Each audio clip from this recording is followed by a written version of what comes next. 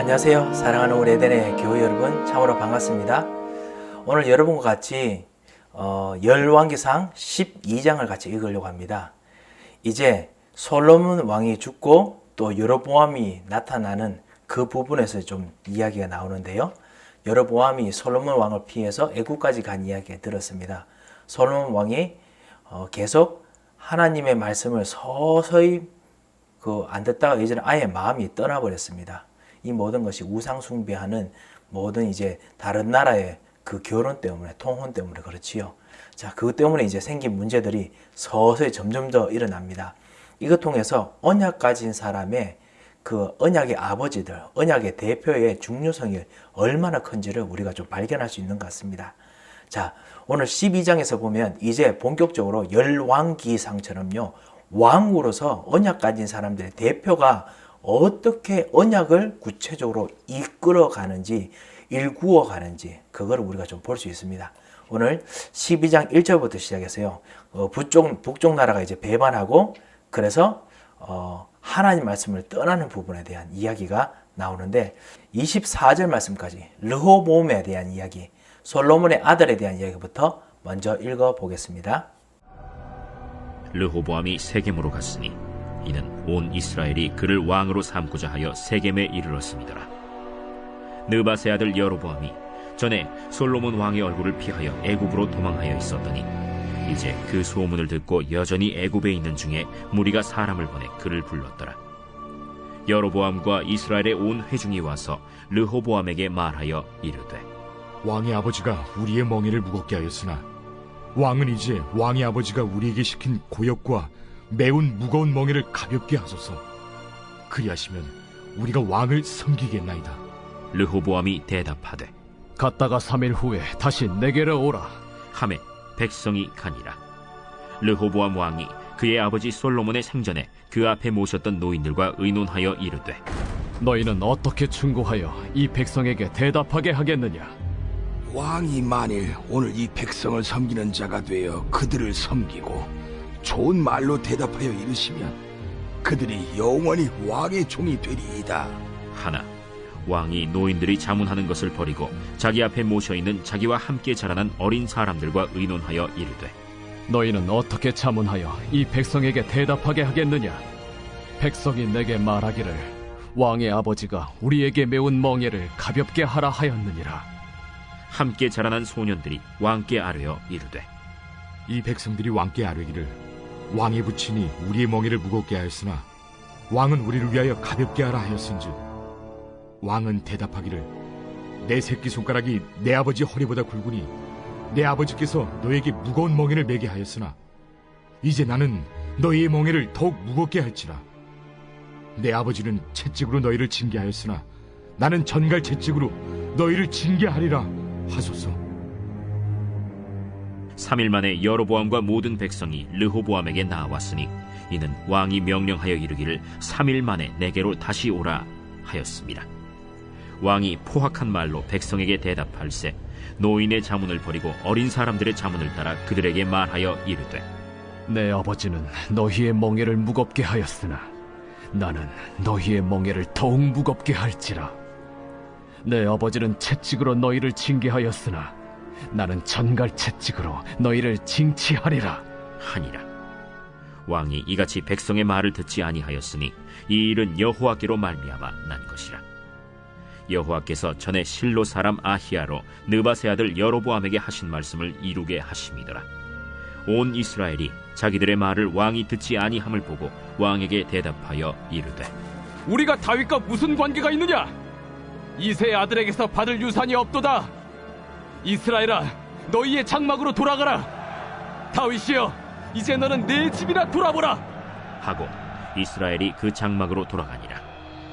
그러나 유다 성읍들에 사는 이스라엘 자손에게는 르호보암이 그들의 왕이 되었더라. 르호보암 왕이 역군의 감독 아도람을 보냈더니 온 이스라엘이 그를 돌로 쳐 죽인지라. 르호보암 왕이 급히 수레에 올라 예루살렘으로 도망하였더라. 이에 이스라엘이 다윗의 집을 배반하여 오늘까지 이르렀더라. 온 이스라엘이 여로보암이 돌아왔다 함을 듣고 사람을 보내 그를 공회로 청하여 온 이스라엘의 왕으로 삼았으니 유다 지파 외에는 다윗의 집을 따르는 자가 없음이라. 르호보암이 예루살렘에 이르러 유다 온 족속과 베냐민 지파를 모으니 택한 용사가 18만 명이라.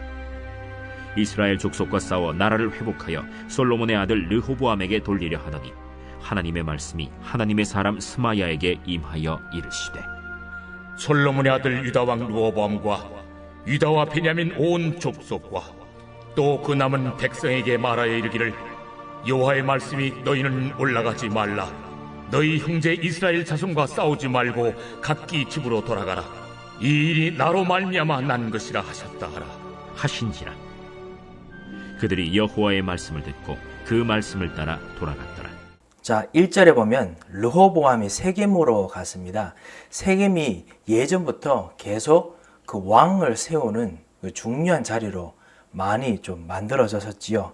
여호수아 인도 아래서 그 예전에 이스라엘 백성들이 세겜에서 언약을 갱신을 했습니다. 그 여호수아서 24장 1절에서 27절에 보면요. 그리고 아비멜렉도 거기서 이스라엘 왕이 됐고요.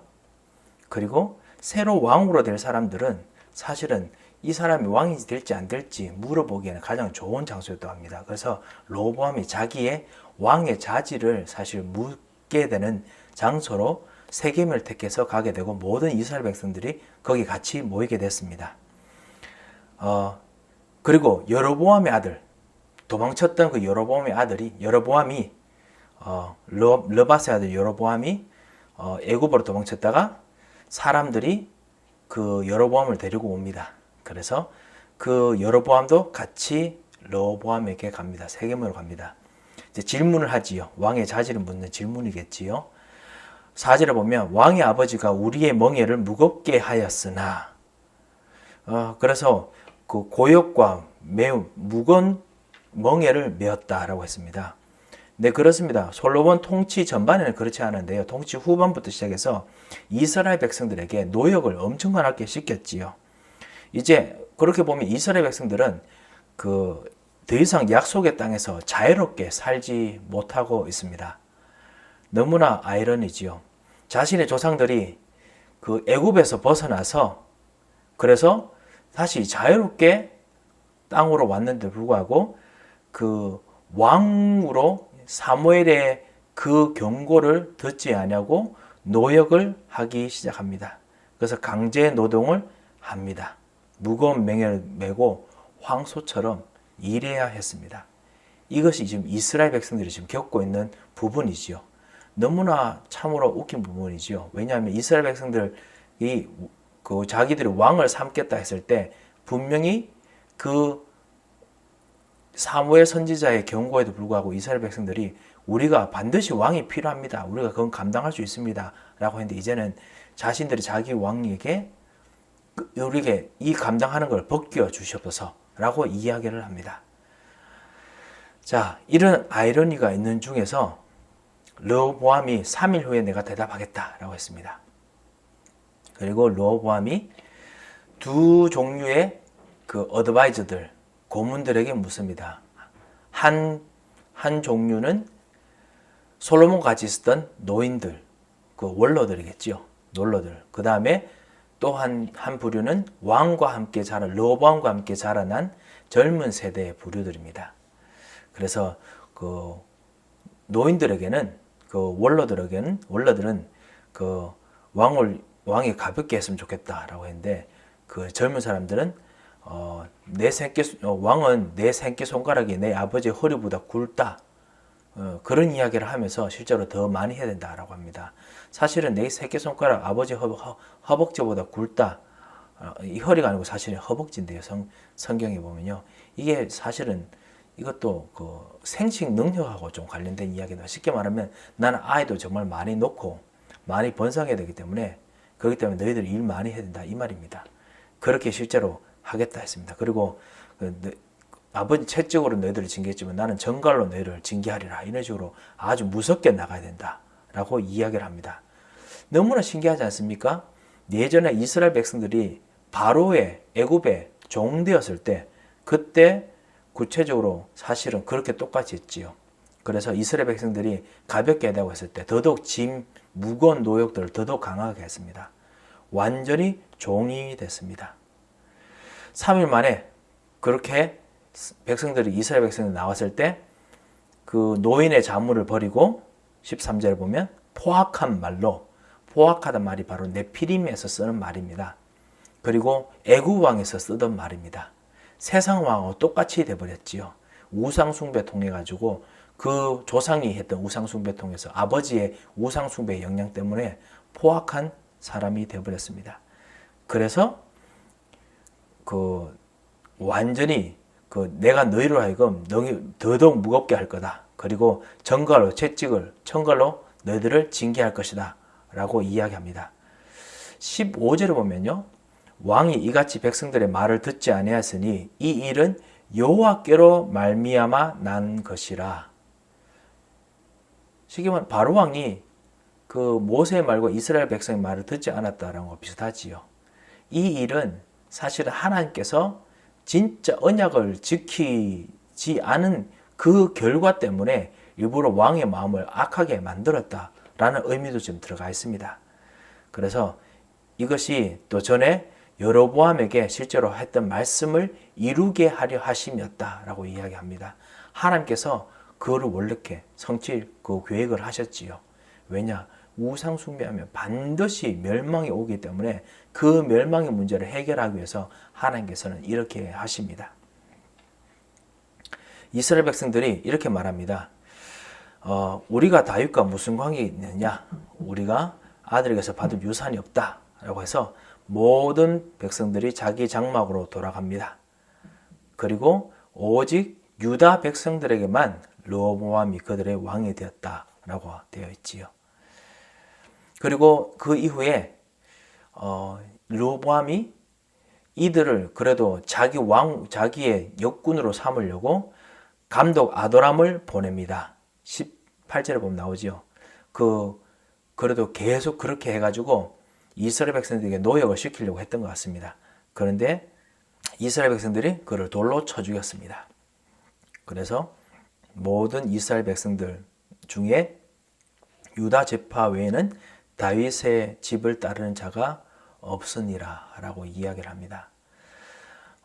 다윗이 제일 처음 왕이 됐을 때하고 똑같이요. 똑같은데 다른 점이 있다면은 지금은 다윗 때와는 달리 하나님의 말씀을 청종하지 않았기 때문에, 진정한 언약을 따라가지 않았기 때문에 생긴 결과였습니다. 21절에 보면은 그 르호보암이 유다 족속과 베냐민 지파를 모아서 싸우려고 합니다. 그래서 실제로 모든 이스라엘을 회복하려고 합니다. 그런데 하나님께서 선지자로 말미암아 하지 말라라고 말씀하십니다. 여호와의 말씀이 임하지요. 그래서 너희는 올라가지 말라. 너희 형제 이스라엘 자손과 싸우지 말고 각기 집으로 돌아가라. 그때 그들이 여호와의 말씀을 듣고 그 말씀을 따라 돌아갔더라라고 24절에 나오죠. 그 르호보암이 그래도 마지막에는 하나님의 말씀을 따라 듣는 것에 대해서 생각을 합니다. 그 점에서 사실은 르호보암이 아직까지는 여지가 있는 것처럼 보이도록 열왕기상이 그 기자가 발견합니다. 아직까지 언약을 따라가고자 하는 그 마음이 여지가 있다라는 걸 보고 있는 거지요. 자, 그와는 반대로, 자, 25절부터 시작해서 마지막 33절까지 여로보암에 대한 이야기가 나옵니다. 여로보암은 이제 새로운 나라를 만들겠지요. 우리 한번 읽어보도록 하겠습니다. 여로보암이 에브라임 산지에 세겜을 건축하고 거기서 살며 또 거기서 나가서 분우엘을 건축하고 그의 마음에 스스로 이르기를 나라가 이제 다윗의 집으로 돌아가리로다. 만일 이 백성이 예루살렘에 있는 여호와의 성전에 제사를 드리고자 하여 올라가면 이 백성의 마음이 유다 왕된 그들의 주 르호보암에게로 돌아가서 나를 죽이고 유다의 왕 르호보암에게로 돌아가리로다. 이에 계획하고 두 금송아지를 만들고 무리에게 말하기를 너희가 다시는 예루살렘에 올라갈 것이 없도다. 이스라엘아, 이는 너희를 애굽 땅에서 인도하여 올린 너희의 신들이라 하고 하나는 베델에 두고 하나는 단에 둔지라. 이 일이 죄가 되었으니 이는 백성들이 단까지 가서 그 하나에게 경배함이더라. 그가 또 산당들을 짓고 레위 자손 아닌 보통 백성으로 제사장을 삼고 8째 달 곧 그 달 15째 날로 절기를 정하여 유다의 절기와 비슷하게 하고 제단에 올라가되 베델에서 그와 같이 행하여 그가 만든 송아지에게 제사를 드렸으며 그가 지은 산당의 제사장을 베델에서 세웠더라. 그가 자기 마음대로 정한 달 곧 8째 달 15째 날로 이스라엘 자손을 위하여 절기로 정하고 베델에 쌓은 제단에 올라가서 분향하였더라. 자, 25절을 보면 여로보암이 그 에브라임 산지의 북이스라엘 지방이지요. 거기다가 세겜을 건축하고 그리고 분회를 건축했다 했습니다. 요새화했지요. 그리고 그곳에서 이제 본격적으로 나라를 움직입니다. 10지파가 모였으니까 엄청나게 힘이 세겠지요. 스스로 이르기를 나라가 이제 다윗의 집으로 돌아갈지도 모르니까 그 종교도 통일화해야겠다. 종교도 북이스라엘 자체로 만들어야겠다. 스스로 종교를 만듭니다. 스스로 종교를 만드는 그 개념들이 그 당시에 있었던 것 같습니다. 여로보암도 있었던 것 같고요. 사실 나중에 보시겠습니다만 이스라엘 백성들이 솔로몬이 우상 신전에게 자기 아내들을 따라서 절하는 것부터 시작해서 서서히 모든 사람들에게 우상 숭배하는 그런 어떤 개념들이 있었던 것 같습니다. 그래서 스스로 이제 우상 숭배를 만들면 된다, 종교를 만들면 된다라고 생각했던 것 같습니다. 요즘 사람들이 그렇게 생각하죠. 종교를 만든 것이다. 뭐 자꾸만 하나님께로 왔다고 거짓말하느냐, 뭐 이런 식으로 말하지 않습니까? 그런 어떤 이제 생각으로 여로보암이 지금 합니다. 그래서 계획하고 두 금송아지를 만듭니다. 이것도 너무 재밌지요. 이스라엘 백성들이 애굽에서 나왔을 때 그때 그 모세가 여호와의 산에서 시내 산에서 하나님의 언약의 말씀을 십계명을 받아 그 기록할 때 그때 밑에서 금송아지를 만들었습니다. 금송아지 황소 사실은 이 엘이라고 하나님이라고 말하는 이 엘이라는 개념이 근동 지방에 아시아 지방에 그 근동 아시아 지방에 이스라엘 외의 다른 지방에서는 황소하고 비슷한 그런 우상들이 많았다고 합니다. 그래서 금송아지가 그러니까 그 하나님께서는 이스라엘 백성들에게 이 하나님 엘로힘 이분은 절대로 눈에 보이는 형상이 아니라고 했는데 이 사람들은 일부러 눈에 보이는 형상을 만들어서 더 종교가 더 발달되고 더 발전되고 좀 더 그 고급화됐다라고 생각하게 만들었던 것 같습니다. 그런 부분이 바알하닷 이런 부분에 수많은 곳에서 가나안 종교에서 많이 지금 고고학에서 발견된다고 하거든요. 그러니까 아무래도 여로보암이 이게 하나님이시다 라고 말할 수 있었던 것 같습니다. 그래서 이스라엘아 이는 너희를 애굽 땅에서 인도하여 올린 너희들의 신이다. 이 말 똑같이 아론이 이스라엘 백성들에게 했던 말입니다. 그렇게 하면서 우상 숭배를 하게 만듭니다. 하나는 베델에 하나는 단에 두었다고 했지요. 지금 텔단이라는 곳에 가서 고고학자들이 보니까요. 그곳에서 아주 정사각형으로 된 것이 높은 산지 위에 있는 걸 발견했답니다. 고고학적으로요. 그래서 거기에 담이 있었다고 하는데 그것이 아무래도 산당 아니면은 그 이 북이스라엘에서 만들었던 어떤 그런 어떤 그 제단이었던 거로 그렇게 보고 있습니다.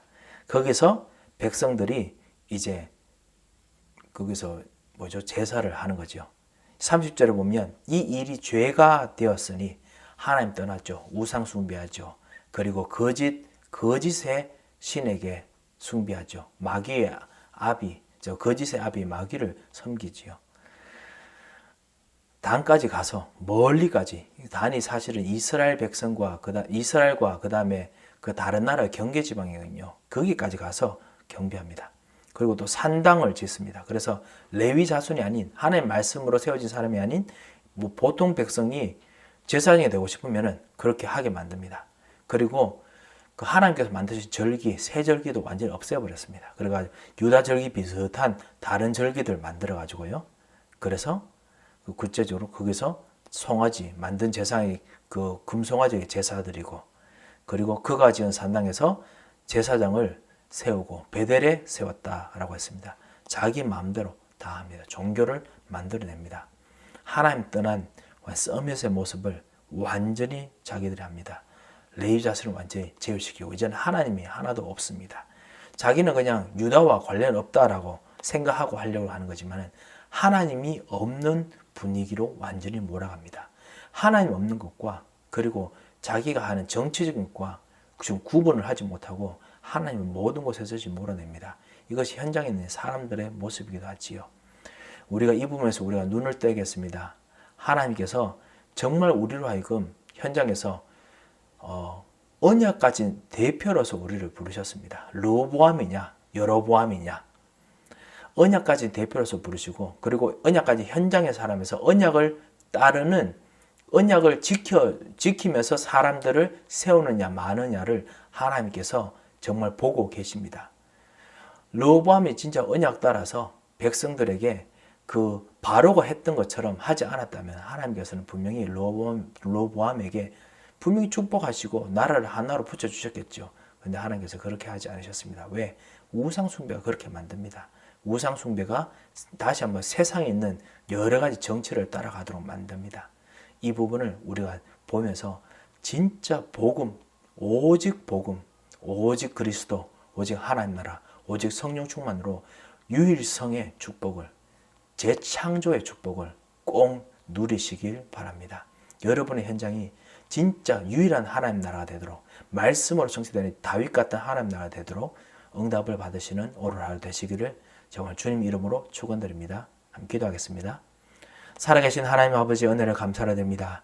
정말 하나님께서 가장 귀히 여기시는 진정한 언약의 사람이 되도록 주의 성령이 역사하여 주셔서 모든 사단의 세력을 꺾으시고 모든 저주를 꺾으시고 천사를 파송하시고 진정한 말씀이 성취되는 하루가 되도록 응답하여 주셔서 살아계신 주 예수 그리스도의 이름으로 기도합니다. 아멘.